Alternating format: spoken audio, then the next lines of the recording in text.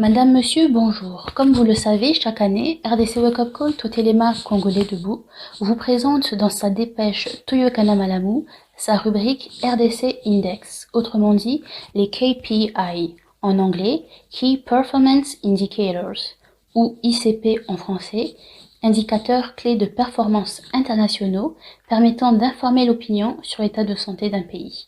En l'occurrence ici, celui de notre pays, la République démocratique du Congo. Les ICP permettent également, avant toute prise de décision, de dresser un tableau de bord complet en termes de fiabilité, faisabilité et gestion d'objectifs à atteindre.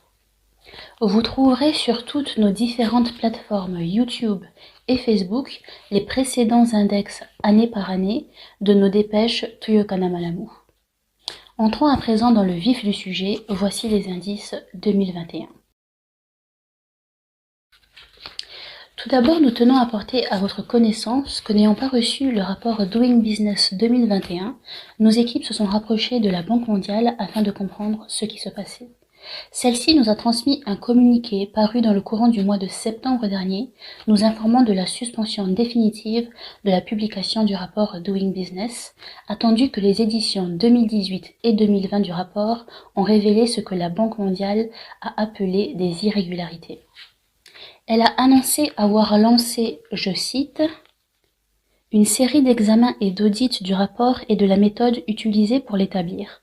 Par ailleurs, parce que les rapports internes ont soulevé des questions d'éthique concernant notamment la conduite d'anciens responsables du Conseil des administrateurs ainsi que de certains employés actuels et ou anciens de la banque. » La Banque mondiale a donc décidé de mettre un terme à la publication de ce rapport très attendu chaque année, tout en ayant assuré qu'elle s'emploierait à déterminer de nouvelles façons de produire les prochains indices. Il faut préciser, selon nos propres recherches, que les irrégularités en question relatives au rapport Doing Business 2018 et 2020 épinglent des faits de corruption par la Chine pour en améliorer le classement. Les enquêtes sont en cours. L'actuelle directrice du FMI, Madame Kristalina Georgieva, qui a remplacé Madame Christine Lagarde, se serait retrouvée dans une situation très inconfortable, étant entendu que la Chine, troisième actionnaire de la Banque mondiale, aurait fait pression sur le FMI pour que sa place dans le classement ne bouge pas. Classée à la 78e place, elle devait, selon les méthodes de classement traditionnelles, perdre 7 places, ce qui aurait été une catastrophe. Elle menaçait alors de retirer ses billes, déjà qu'à l'époque Trump menaçait également de retirer les siennes, chacun dans ce combat de coq faisant pression de son côté. Et c'est dans ce contexte flou, dans cette nébuleuse, que se seraient opérées des manipulations des données de classement, lesquelles auraient intégré aux données de la Chine celles de Hong Kong et Macao pour gonfler les performances de la Chine. On parle aussi d'une note abusive attribuée à l'Arabie saoudite et aux Émirats arabes unis, lesquels n'auraient pas dû être mieux classés que la Jordanie.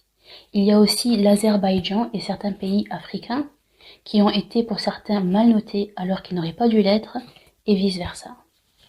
À partir de là, vous comprenez tant nos inquiétudes que notre malaise, mais aussi et surtout l'utilité de RDC Index à suivre de très près ce que produisent et nous servent ces organismes, lesquels finalement ne sont pas exempts d'antivaleurs. Nous ne sommes pas là pour commenter ce qui actuellement fait l'objet d'une enquête. Qu'est-ce qui dans cette histoire est vrai ou faux, vu la guerre de leadership entre grandes puissances? Gros point d'interrogation. Nous y reviendrons.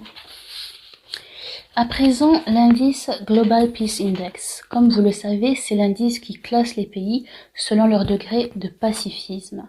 156e sur 163 pays en 2020, pire que l'année dernière, la RDC perd une place et se classe 157e sur 163 pays en 2021. Plus précisément, 42e sur 44 pays d'Afrique subsaharienne. Source visionofhumanity.org. Ensuite, nous avons bien entendu l'indice Transparency International, qui classe les pays sur la perception de la corruption. 168e sur 180 pays en 2020, la RDC perd non pas une place, mais deux, se classant 170e sur 180 pays couverts en 2021. Source transparency.org.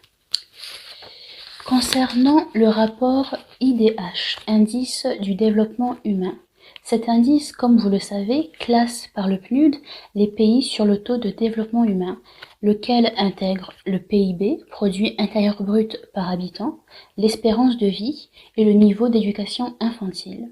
179e sur 189 pays en 2019, la RDC se classe désormais 175e sur 189 pays pour l'année 2020. Elle gagne donc 4 places. Source hdr.undp.org.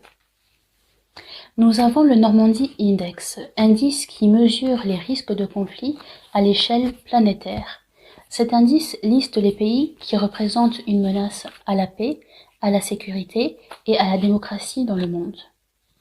128e sur 137 pays en 2020, la RDC perd une place et se classe 129e sur 137 pays en 2021.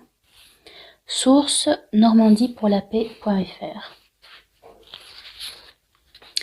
Et pour finir, le Fragile State Index, qui classe les pays sur les vulnérabilités susceptibles d'aboutir aux effondrements sociaux, politiques, économiques et de cohésion d'un pays.